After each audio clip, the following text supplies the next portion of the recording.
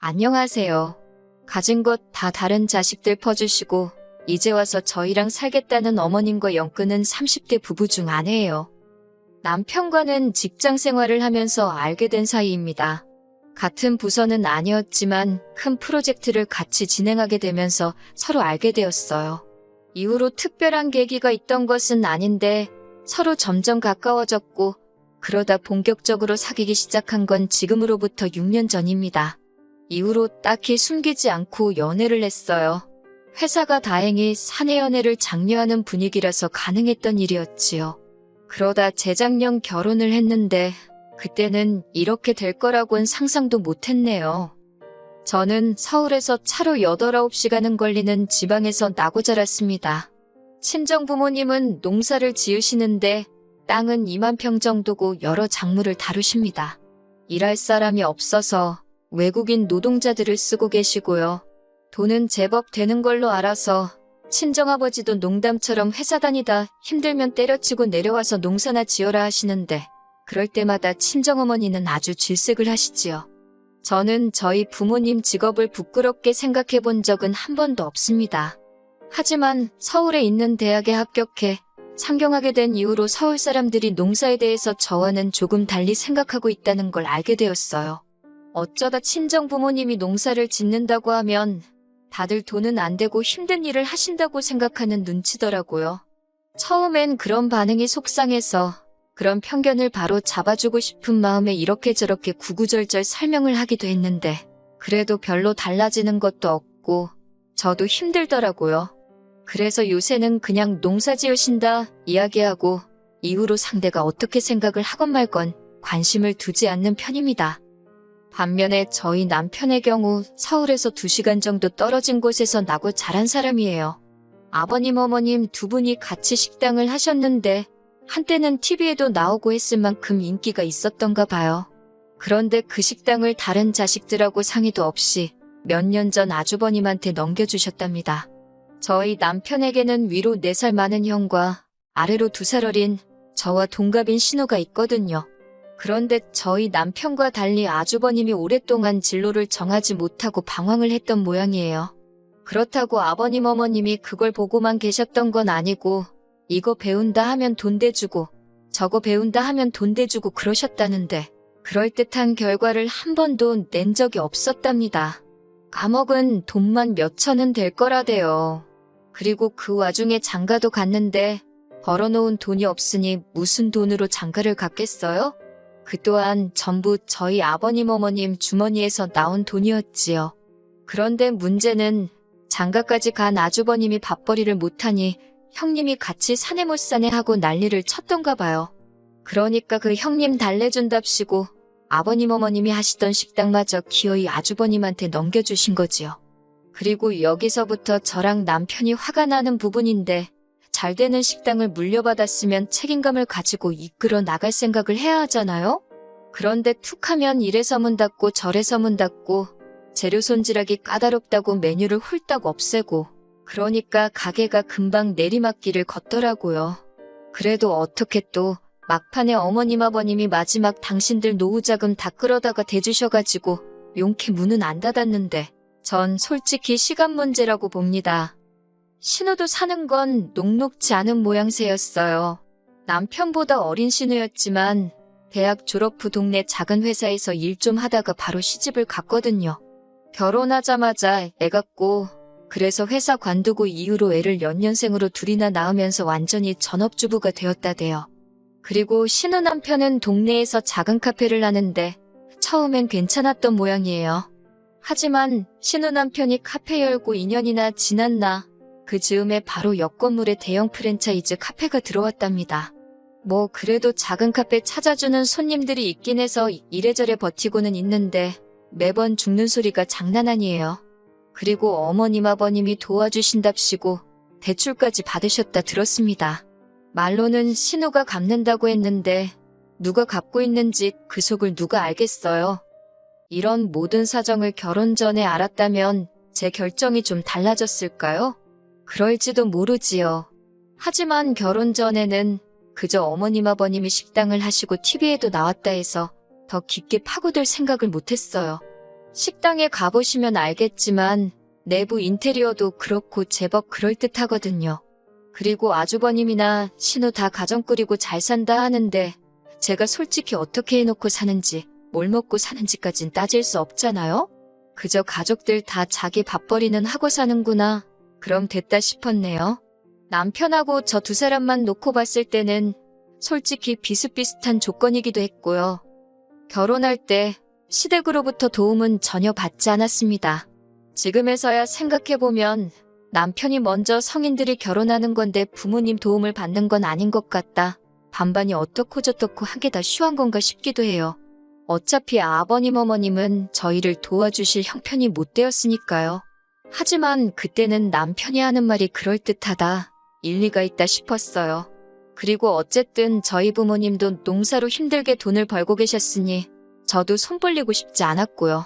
친정부모님은 그래도 아무것도 안 해가면 시부모님 눈밖에 나지 않겠냐며 예단 비용으로 2천만 원을 주셨는데 솔직히 그 돈은 제가 중간에서 가로챘어요.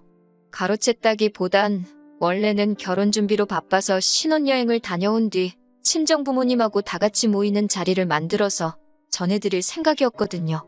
어쨌든 저희 부모님이 큰돈 쓰시는 건데 체면 좀 살려드리고 싶었으니까요.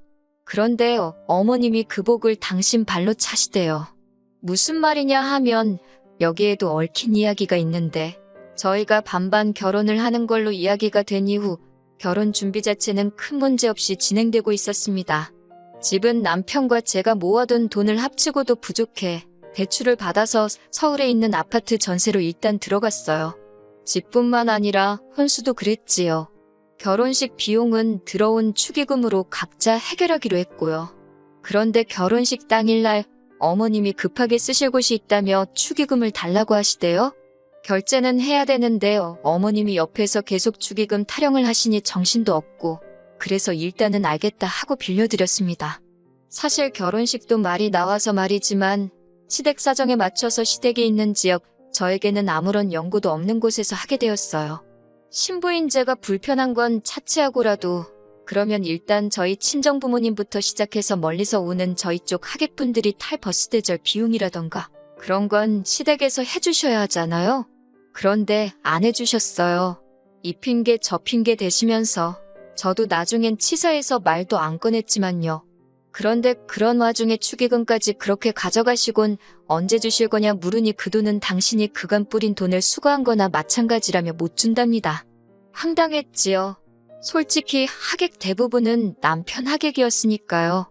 그리고 더 황당한 건 그렇게 가져간 축의금을 알고 보니 아주버님한테 주셨더라고요. 아주버님이 그때 마침 급하게 식당 일로 돈이 필요했다나요? 말로는 1,000만 원도 안 됐다는데 1,000만 원이고 500만 원이고 돈은 돈이잖아요. 며느리로서 이렇게 말하자니 그렇지만 어머님도 아주버님도 괘씸해서 예단으로 드리려던 2,000만 원 안 드린 거예요.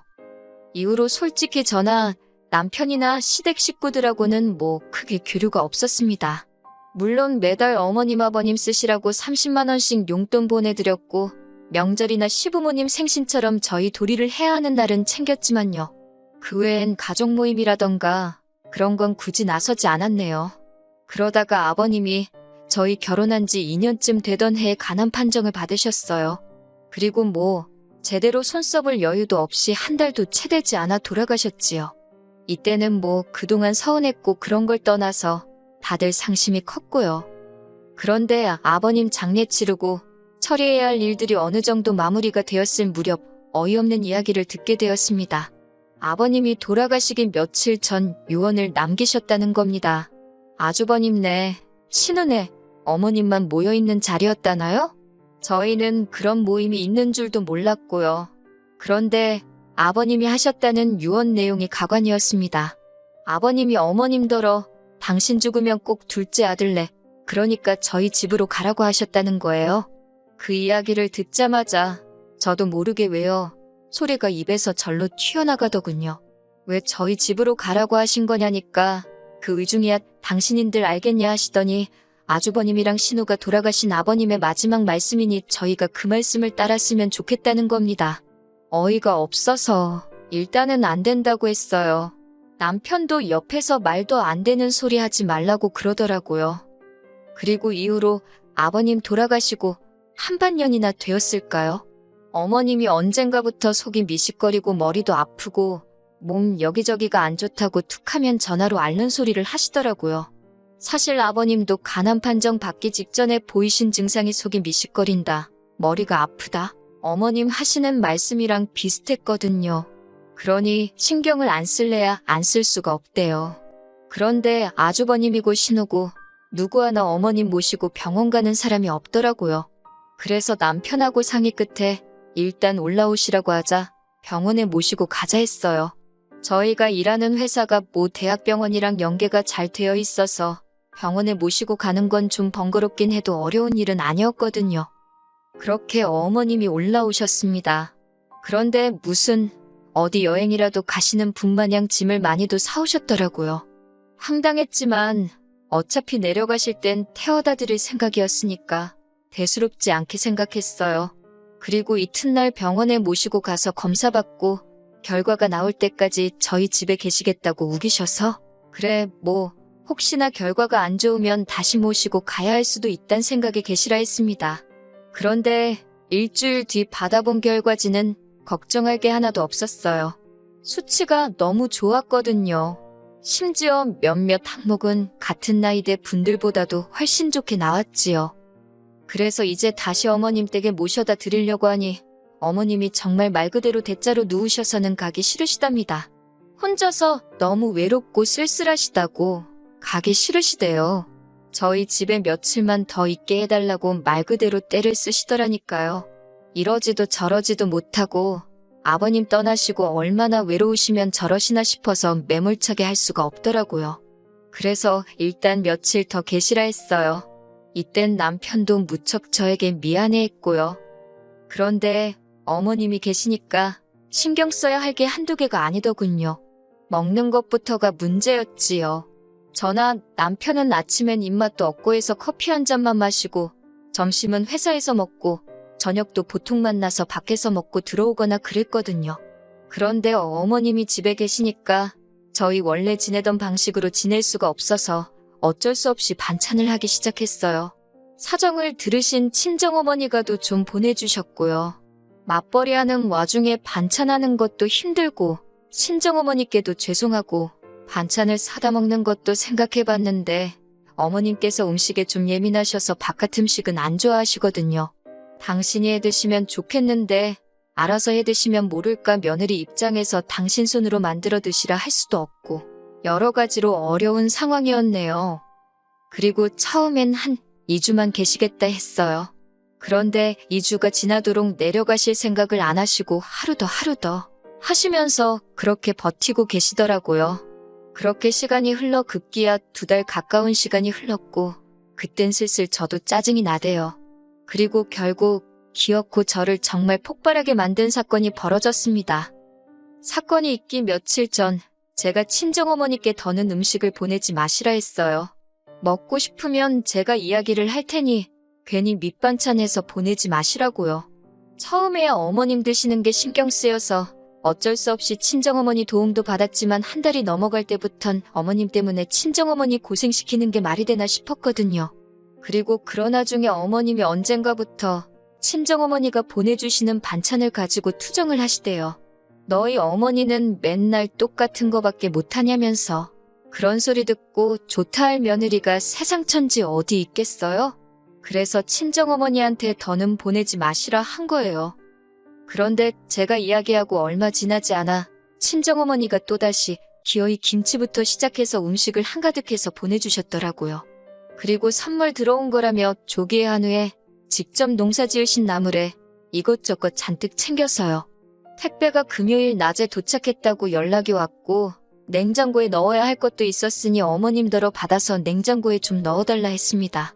지난번엔 홧김에 이제 보내지 마시라 했지만 또 막상 친정어머니가 보내주신 반찬이 냉장고에서 저를 기다리고 있을 걸 생각하니 빨리 퇴근해서 밥 먹고 싶단 생각밖에 안 들대요.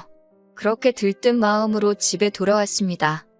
집에 도착하니 어머님은 TV를 보고 계셨고 집은 어느 때와 마찬가지로 엉망이었어요. 치사하게 들릴지 모르겠지만 저희 어머님은 저희 집에 계시는 동안 솔직히 말해서 청소기 한 번 돌려주신 적 없고 남편 양말 한 짝 개어주신 적 없습니다. 아무튼 배도 고프고 허기가 졌지만 청소부터 해놓고 먹자 싶어서 불이 나게 집 정리를 시작했어요. 어머님은 점심에 뭘 드신 건지 설거지도 평소보다 많이 쌓여 있었고 그래도 이래저래 정리가 끝나갈 때쯤 남편도 퇴근을 해서 집에 들어오대요. 그렇게 이제 저녁상을 차리려고 냉장고를 열었습니다. 그런데 친정어머니가 말씀하신 것과 달리 반찬들이 몇 개 없더라고요. 심지어 뚜껑을 여니 반밖에 안 찬 것도 있었고요. 그래서 어머님께 이게 전부냐 물으니 어머님이 아무렇지도 않은 표정으로 반찬이 너무 많아서 신우를 불러서 챙겨주셨다는 겁니다. 제가 황당해서 저한테 말도 안 하고 신우한테 준 거냐니까 그럼 당신이 그런 것도 저한테 허락을 받아야 하냐대요. 어이가 없어서 저희 친정어머니가 보내주신 거잖아요. 라고 대꾸하니 니네 친정어머니가 너 혼자 먹으라고 보냈겠냐면서 저더러 욕심도 사납다 그러시는 거예요. 그러면서 저더러 성격을 좀 고쳐 그러는데 황당해서 말도 잘 안 나오대요. 그리고는 설마 싶어서 냉동실을 열어보니 친정어머니가 보내주셨다는 것들도 하나도 안 보였어요. 제가 조기랑 한우랑 나물 말린 건 다 어딨냐고 하니까 어차피 니들 집에서 밥도 잘 안 먹지 않냐면서 거기 신혼에는 애들도 있고 그래서 그것도 줬답니다. 얼마나 아무렇지 않은 표정으로 뻔뻔하게 말씀하시던지 황당해서 기가 차더라니까요. 저는 말 그대로 할 말을 잃었습니다. 어쩜 저렇게 뻔뻔하신가 싶고 어디부터 따져야 되나 화가 나서 머리가 안 돌아가는 느낌이었달까요. 그런데 그때 모든 상황을 지켜보고 있던 남편이 재산은 형한테 다 퍼주고 이제 퍼줄 게 없으니 우리 집 냉장고를 신우한테 퍼주냐면서 도대체 나한테는 뭘 해주려고 이러는 거냐고 빈정대기 시작했어요. 그러자 어머님께서 당신 사는 집 거기 보증금 빼서 저희 주신답니다. 저는 솔직히 그때까지 그 집은 그래도 어머님 아버님 명의로 돼 있는 줄 알았는데 반월세라는 사실을 알고 깜짝 놀랐어요. 남편이 그러자 그까짓 거 보증금 뭐 2천이나 되냐 3천이나 되냐 짜증을 내더니 그 돈 받고 독박스를 있냐면서 대뜸 어머님더러 집에 가게 짐 챙기라 그러대요. 그런데 어머님이 집 싫다 안 간다 하시니까 그러면 신혼에 데려다 준다고 빨리 옷 입으라고 윽박을 질렀어요. 저는 남편이 그 정도로 세게 나올 줄은 몰랐고 못 간다 버티시는 어머님을 보니 마음이 좋지가 않더군요. 그렇지만 남편을 말리거나 나서고 싶지는 않대요. 저도 저대로 어머님께 서운하고 맺힌 게 있었으니까요. 어머님이 이런 법이 어딨냐. 네 아버지 유언 못 들었냐. 어떻게 네가 나를 내쫓냐며 못 간다고 버티시는데 이게 다 무슨 꼴인가 싶고 한숨만 나오더군요. 그래도 결국엔 남편이 어머님을 끌고 나갔습니다. 그리고 베란다에서 내려다보니 남편이 기어이 어머님을 차에 태우더라고요. 그리고 곧이어 남편이 전화로 저한테 어머님 짐 가지고 내려오래요. 전 그때 남편이 시키는 대로만 움직였어요. 그렇게 어머님 짐을 챙겨서 1층으로 내려가니 남편은 운전대를 잡고 씩씩거리고 있고 어머님은 흐느끼고 계셨습니다. 당신이 뭘 그렇게 잘못한 거냐며 너네는 여유 있게 살지 않냐. 아주버님 내하고 신혼에는 그게 안 되니까 좀 도와준 건데 그걸 이해를 못하냐면서. 하지만 제가 보아하니 반찬을 준 게 문제가 아니라 그간 남편 가슴에 맺힌 게 있던 게 그렇게 터져나온 게 아닌가 싶어요.